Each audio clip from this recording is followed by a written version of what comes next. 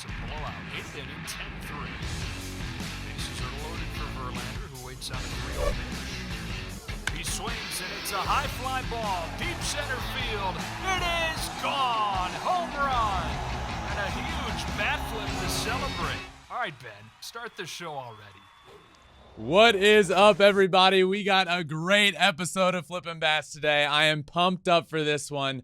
Rowdy Tellez of the Milwaukee Brewers is joining me. I played against Rowdy Tellez in the minor leagues when he was with the Blue Jays, and now he is with the Brewers, and we're going to talk all about, we played in a 22-inning game together in the minor leagues that both of us remember very well, and it was a nightmare.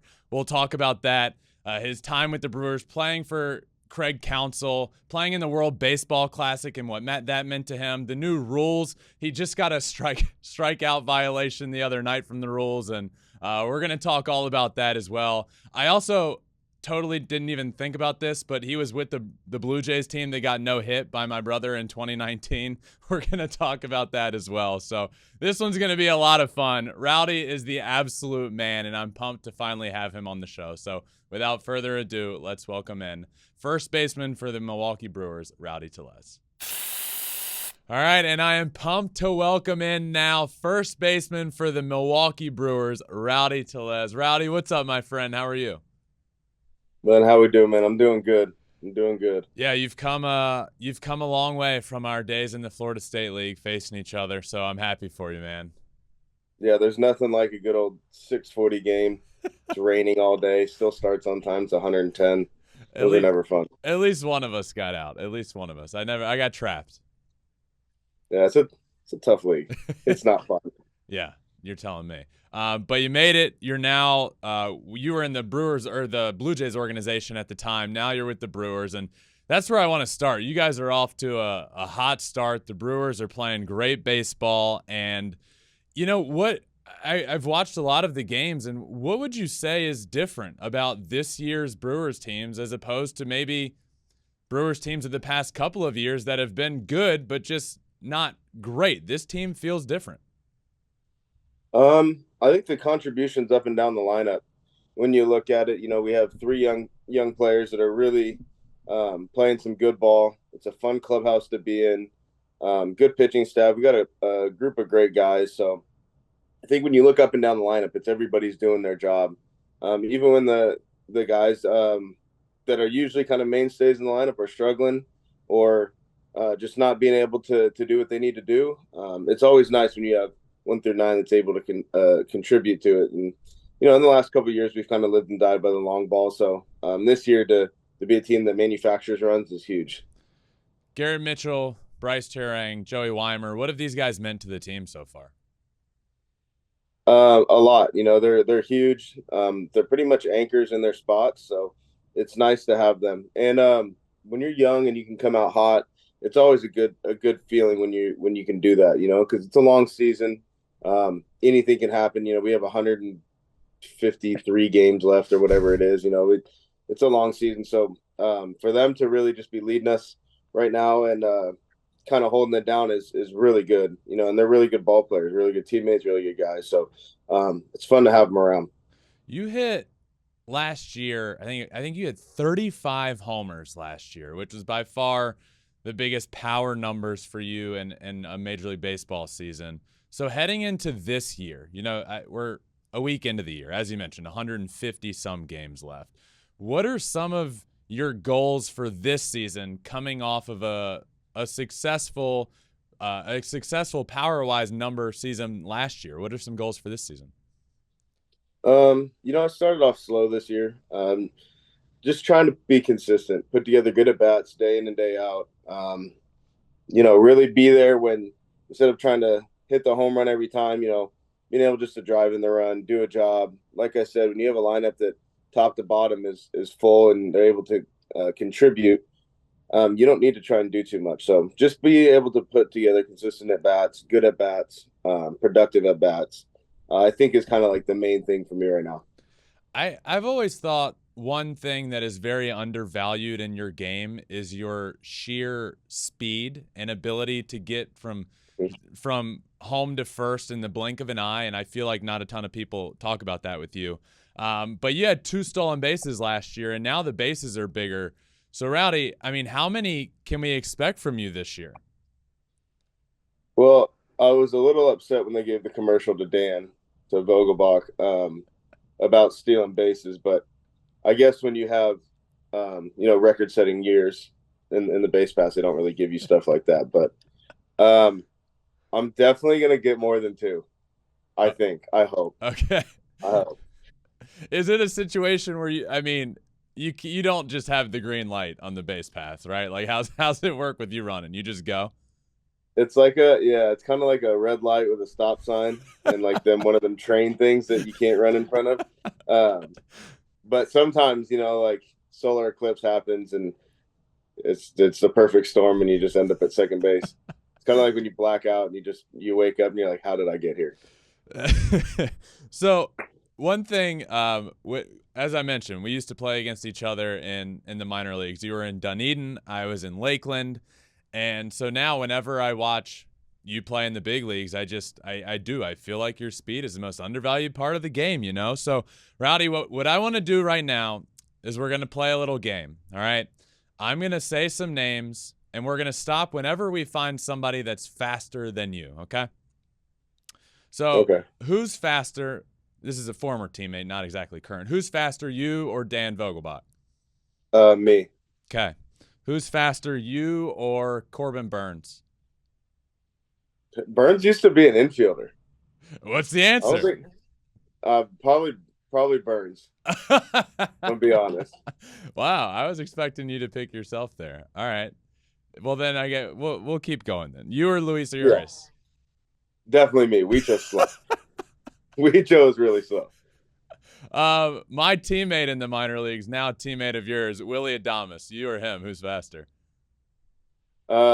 Willie, but that's only because he dresses nicer. He looks better, so it kind of plays into it. Wait, he's faster because he looks faster, is what you're saying? Yeah, that's it. Yeah, he's like, when you have like one of them sports cars, everybody's like, "Wow, it looks fast," but then you look at the little like diesel truck off to the side, and they're like, "Man, that thing looks like a hunk of junk." But the next thing you know, he's there. Kind of me. I like that. All right, we'll take Willie for an answer. The last one was going to be Yelich, but if you had said you there, I knew you were going to be off your rocker, and that one ain't true. Yeah, I can beat Yelich to the buffet line. That's about it. All right, so we talked about the bases, but I need to ask you about all the new rules this year. And, it was kind of a big talk around the game, and not a lot of players knew what to expect. And I actually had Dylan Cease was the guest on last week's show, and he said he was rather concerned about him at first and has grown to really like them. So I was watching the game on Monday night with you, and you punched out via a strikeout, via a pitch clock violation. So this might not be the best time to ask about it, but what are your thoughts so far on the new rules? Partial. I mean, I guess. I think some of them are good, some of them are bad. I could care less about the shift. I really could. Yeah.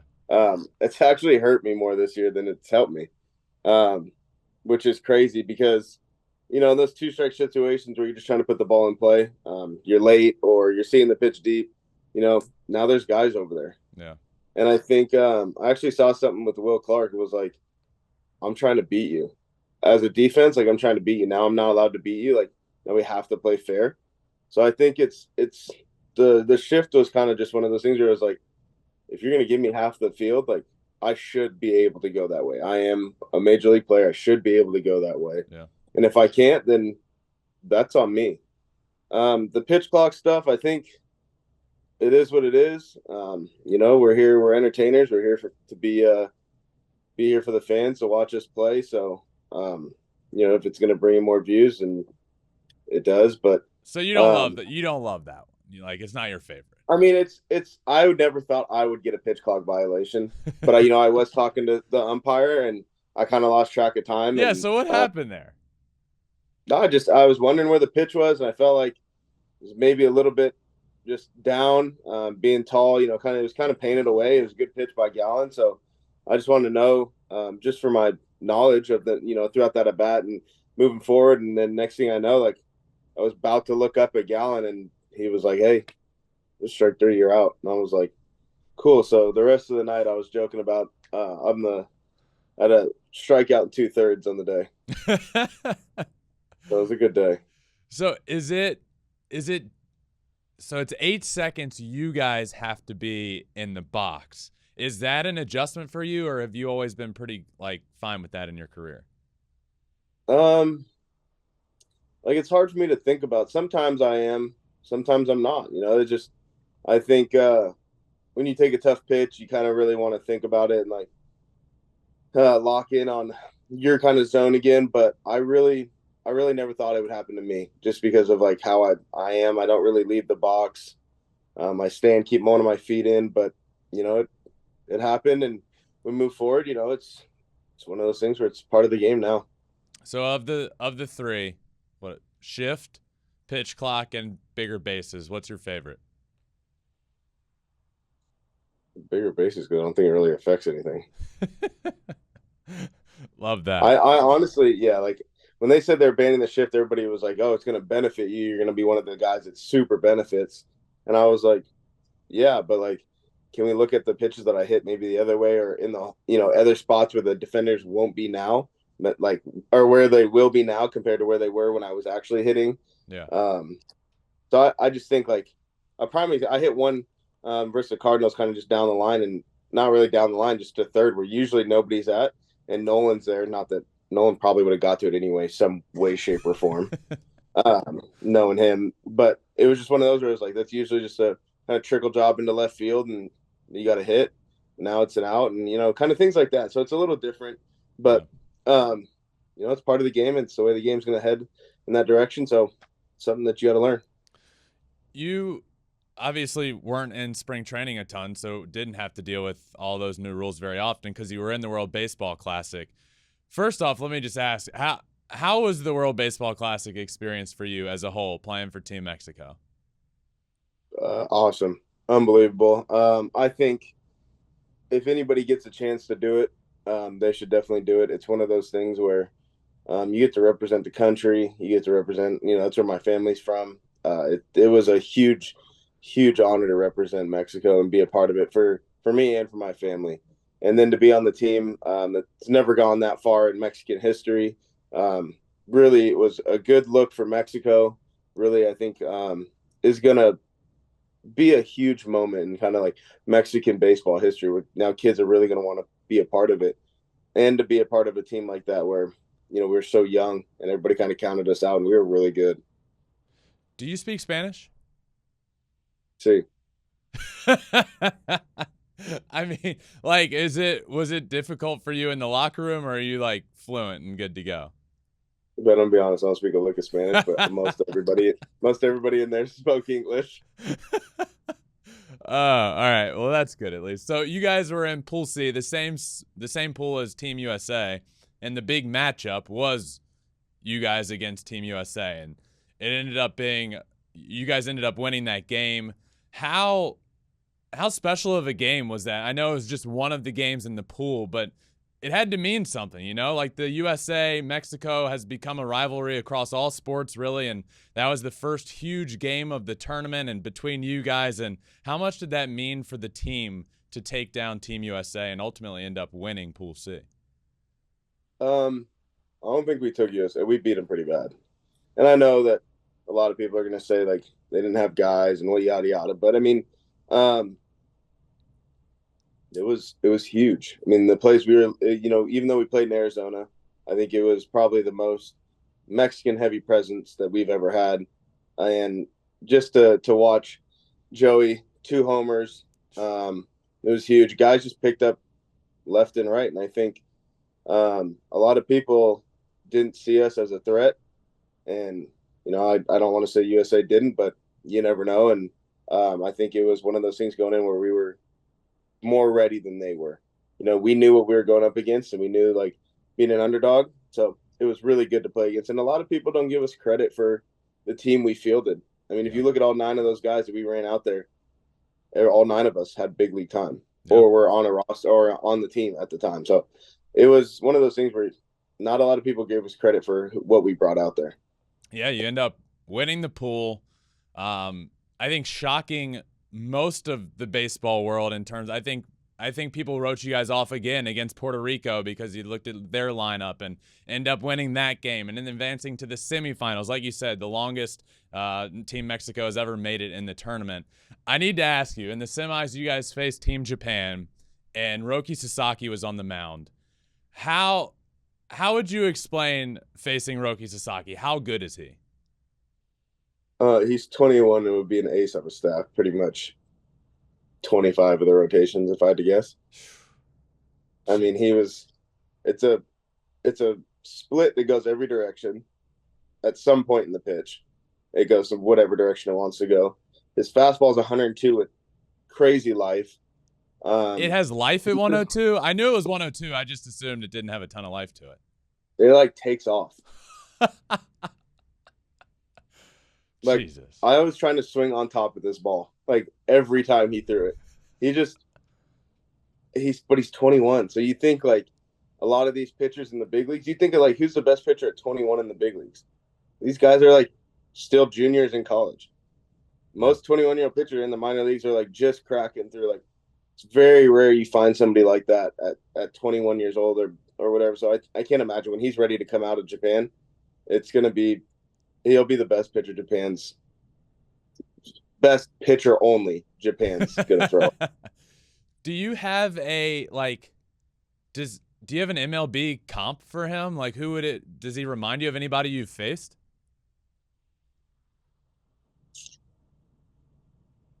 On the side of like, I'm trying to think. I mean, his split kind of, I don't know. I mean, really, no. Like, he's very similar to you, Darvish, and like how smooth it is. Mm-hmm. But I think like the way his fastball plays is almost like he doesn't really pitch down. I noticed in our games, and he could have been a little amped, but it's kind of like it's a little bit like Hicks, like Jordan Hicks, a little bit. Yeah. With like how the ball comes out of his hand, it's just so easy, and it just moves. Everything moves. So like I think if you look at it like, but his delivery is smooth. He has like the ideas behind more like a Darvish on like how to pitch and the style, but he's just young. Yeah. But I think over there and like the stuff that he has is going to translate so much over here. Where does that game, Team Mexico against Team Japan, where does that rank for you in the all-time baseball games that you've ever played in? I think when you talk about that kind of stuff, I think the classic in general has just been the top, being USA. Japan coming down to the wire. My Brewer teammate hitting a 3-run home run early in the Japan game. Luis Urias, and it was just one of those things where it was like a crazy special moment to be a part of. And it wasn't just cool for me, it was cool for my family, it was cool for, the whole country of Mexico, to show them that like you can do it, we can do it. But it was just really, really special times, and I think that's outside of, like the debut, maybe playing in my hometown for the first time. Those are probably the top moments, or WBC moments. We kept hearing about how much that tournament and your team specifically meant to the country of Mexico for baseball. And, I just want, for you as a kid from California, were you able to grasp what you guys meant to the country and even the government? We heard about the government there being involved, and just, were you able to grasp the effect that you guys were having on the people of Mexico? I would like to say yes, but I know that the guys that were born in Mexico, raised in Mexico, been through what they had been through. Yeah. It meant way more to them, way more to be a part of that, to represent their country. It was the first WBC in 6 years, so most of us, the last one, were in the minor leagues. Yeah. Or not even in professional baseball. You were playing against me in Dunedin, and now you're on now you're on that stage. So it's like crazy to think about like how far Mexico has come in those 6 years, just for us as players, but to like impact a whole country and play for a whole country is something special. I think we were talking about potentially going out and meeting the president in the off season, and like they want to bring us out there. And like you said, New Mexico's never gone that far. The furthest they had gone is advanced, and then we lost in the first round. But beating Puerto Rico, almost beating Japan, I think really showed the kids and the culture in Mexico that like baseball is a thing, and people are very proud to be Mexican. How much more of a legend do you think Randy Arozarena became in Mexico? That guy was the most. He marketed himself better than anybody I'd ever seen. Like anybody, signing autographs mid game. Like it was one of those things where you're just looking out there and you're like, "What is Randy doing? Like what could he possibly be doing?" Speaking of Randy, I need to ask, why on earth does your clubhouse with the Brewers call you Big Randy? Where did that come from? So this dates back a while. My gloves they all say Rowdy. Right. And somebody one day was like, "Hey, why does your glove say Randy?" And I was like, "It doesn't. It says Rowdy, but it's always in cursive." And then I had a Canadian teammate, and we watched Trailer Park Boys. And then that's where Randy came from. I don't know if you've ever seen Trailer Park Boys, but that's where Randy came from. And then so like I was with the Blue Jays and all the guys that I played with in the minors, Danny Jansen, Ryan Barucki, J.D. Davis, Anthony Alford, they always called me Randy for that reason. Hey, dude, I have teammates that don't even play anymore that I see in Texas and hang out with. They also call me Randy. and it just stuck. So I got traded over here. And one day and Yelich was like, "What's up, Randy?" And I was like, "Who did you talk to?" I was like, "Where did that come from?" So then just call me Big Randy. Do you know where it came from? Do you know who he talked to? No, but he said no. He doesn't know anybody. And they just started calling. He said I looked like a Randy. Like that would be my real name. I don't know if I believe he definitely talked to somebody. I don't know. But it's fun, man. I grew up with a nickname, so it's cool to have a nickname on your nickname. You guys have what appears to be such a great locker room, a great bunch of guys led by a former player himself and Craig Counsell. How fun is it for you guys playing for Craig Counsell? The pride of Whitefish Bay. He's from Milwaukee. So I didn't know that. It's great for him to be there. And I think you said it best. When you're playing for a former player that isn't too far removed from the game, it's really easy. He gets it. He understands it. He knows what we go through. So I think for him to be around us all the time is easy. And he's really, really good for the young players because he is so good at communication. He really talks. He expresses what he expects from you, but he also doesn't want to put too much pressure. So I think Counts is an awesome manager, probably the best that I've ever played for. He's a great dude. He's really easy to be around. He's not a very good cribbage player, but he is a very, very smart baseball mind. How often does his batting stance get made fun of out on the field during BP and all that stuff? Not as much as you'd think. Terang, we were messing with Terang because he kind of doesn't. It's not that extreme, but I was calling him Counts Jr. because of like how he kind of stands. But you would think we would say stuff more about Counts' stance, but we don't. Not that much. It's hard to kind of mess with a guy that played 15 years in the big leagues, no matter how ugly his stance was, and all you hear is good things about him as a teammate. And so I just think, I might do it more. I did it one time. I kind of messed with him. He looked at me, chuckled, and I was like, oh, I didn't get the rise out of him I wanted to, so we'll just move on from that.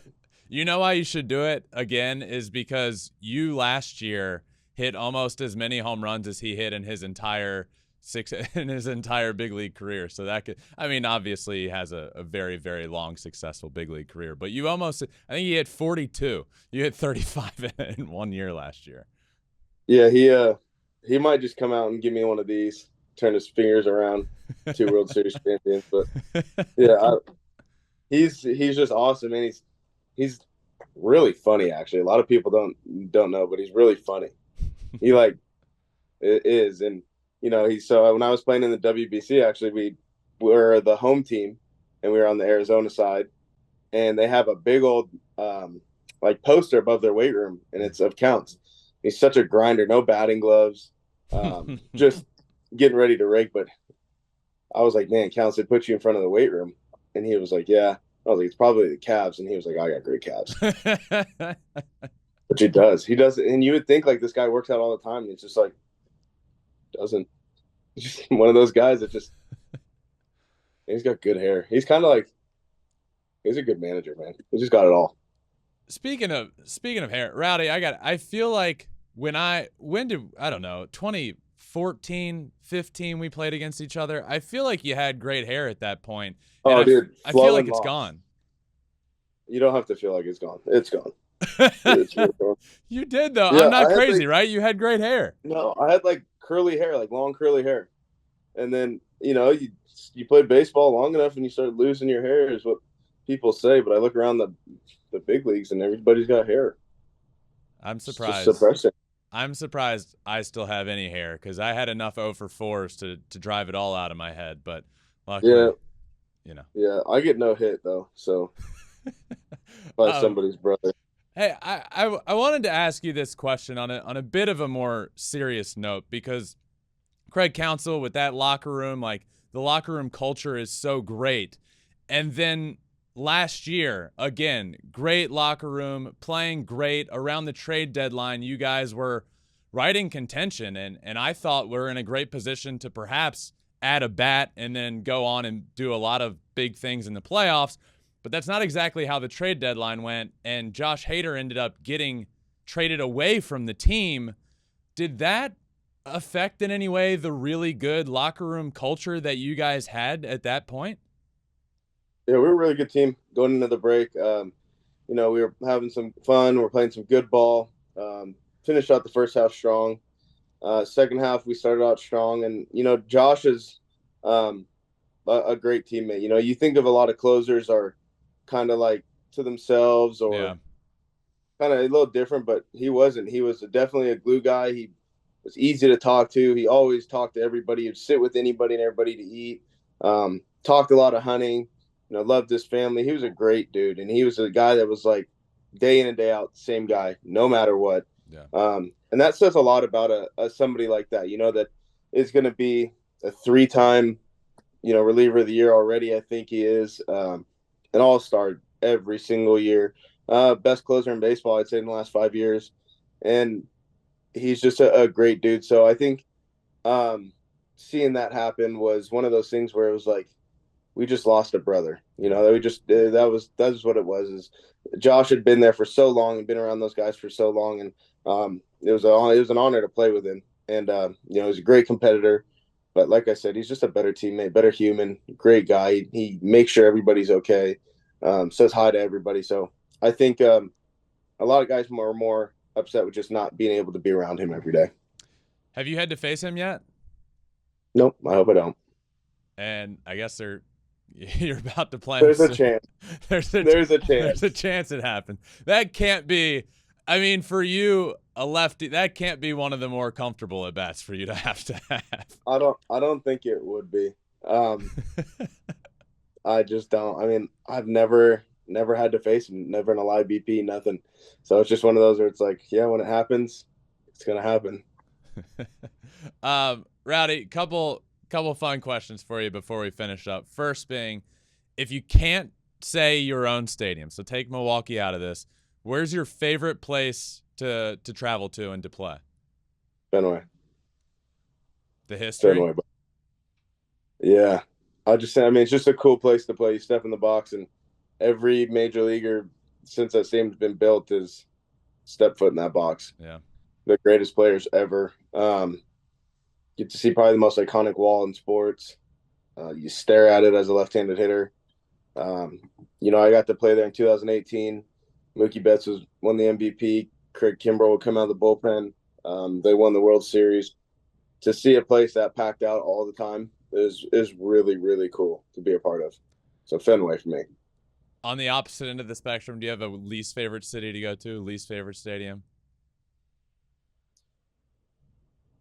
It's kind of weird. Least favorite stadium, Oakland. Is that Not weird? I feel like that's very common. Well, no, because I'm from up that way. Oh, true. Wait, that really changes things. So I'm from Elk Grove, which is outside of Sacramento. So I'm from the Valley, and that's really there in San Francisco, the closest I get to home. So like hour and 30 minutes away, inland from there. That's why I said it's the worst stadium to play in, but I like going there because I get to be home. I get to see families, friends. Worst in general, just to play.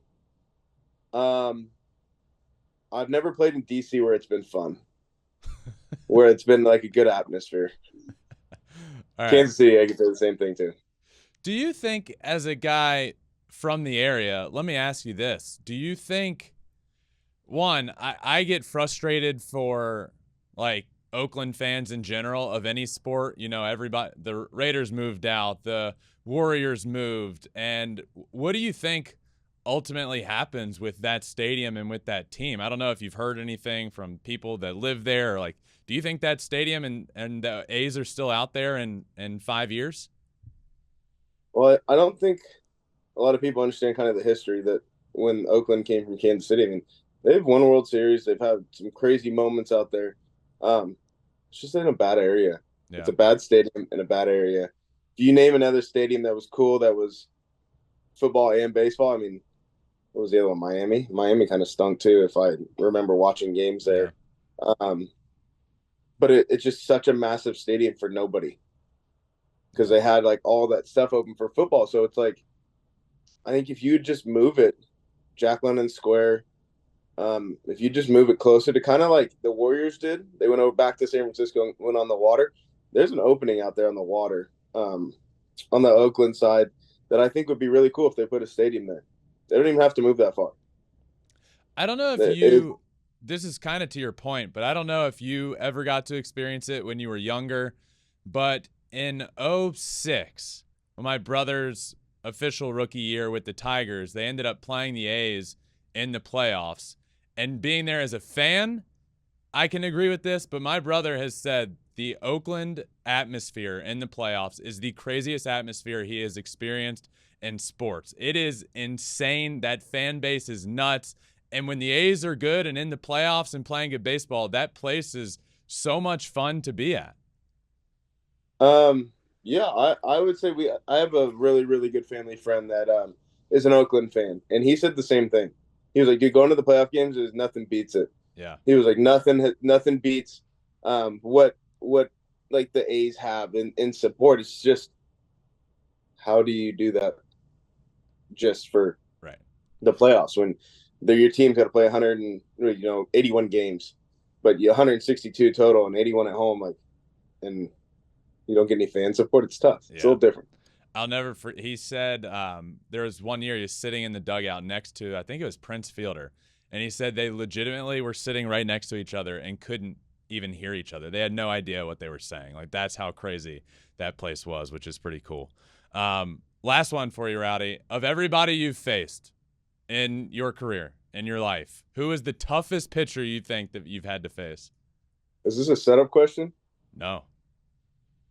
I got no hit by Justin. I didn't even think about that. Wait, okay. It was not a setup at all. It wasn't a setup at all, I swear. We got no hit by Justin in 2019. I forgot.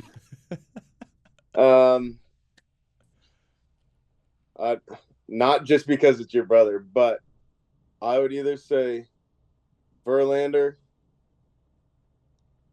or, like being young, facing Chapman 5 years ago was not fun. Garrett Cole. A guy that's always given me trouble outside of one playoff at bat is Charlie Morton. Really? Yeah. Outside of one playoff at bat, what'd you do in that playoff at bat? Take him deep? That's my only. I think that's my only hit ever against Charlie. And I played against him when he was with Houston, in Tampa, and then coming over to the National League with Atlanta. So like, I probably got like 15 at bats against him, and I'm like, regular season over. Dude, I swung at a ball in between my legs from him too. That went in between your legs? Yeah, in Toronto when he was with Houston, he strike three. It went in between my legs, I'm pretty sure. I totally forgot I totally forgot you were on that Toronto team because you had some big league time, but that was your first like huge chunk of time in the big leagues, right? Was you in Toronto in that 2019 team? Yeah, and yeah, he shoved it down our throat. And then I always tell this because your brother will say the same thing. When you fly out of Toronto, you have to go through customs. So you go through the airport like a normal person. We'll go in as a team. Bus will drop us off at the front.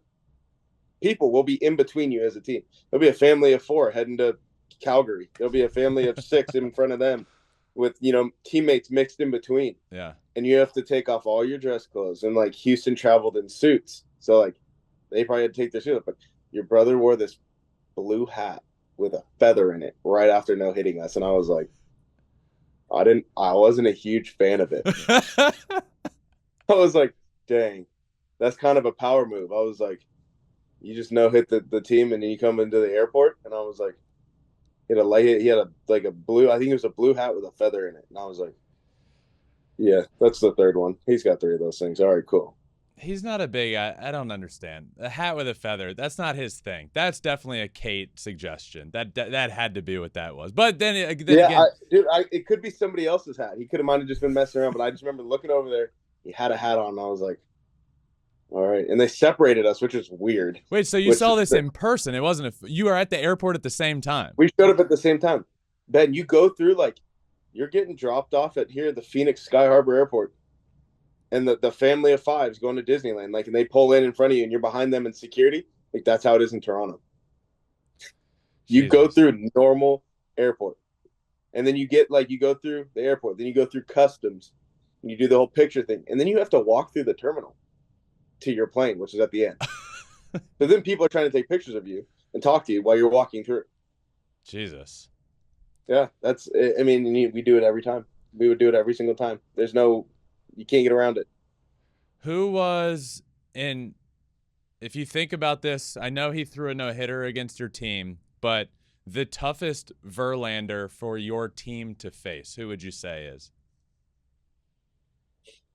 Did you ever homer off us? I did homer. Yeah. Well, that place was a launching pad in Dunedin, but yes. Yeah.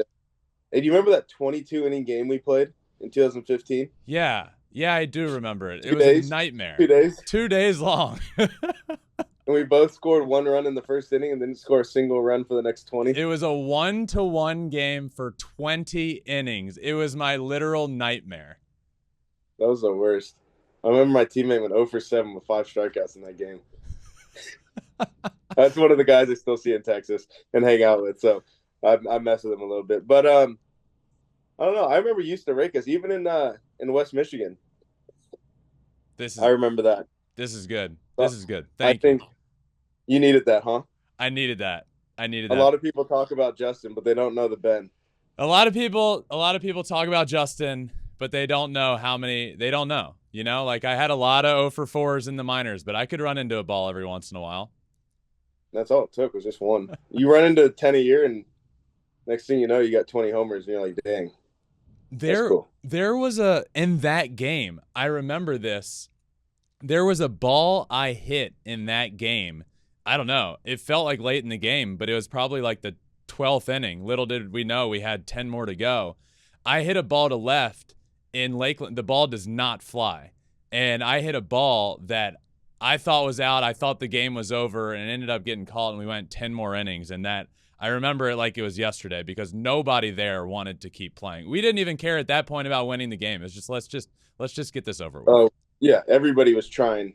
I think there was guys were purposely making errors, it was one of those where it was just a joke.